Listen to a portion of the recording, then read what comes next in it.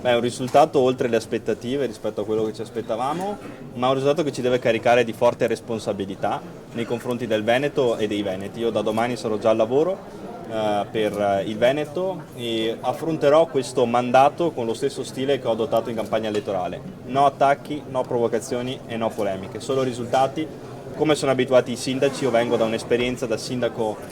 di un comune oltre che parlamentare del territorio e voglio essere il sindaco dei Veneti. Lei ha avuto il primo pensiero per i nonni, ha aperto così la sua conferenza stampa, lei ha sempre sottolineato l'attenzione per il sociale, sarà un assessorato che in qualche modo una delega terrà per sé?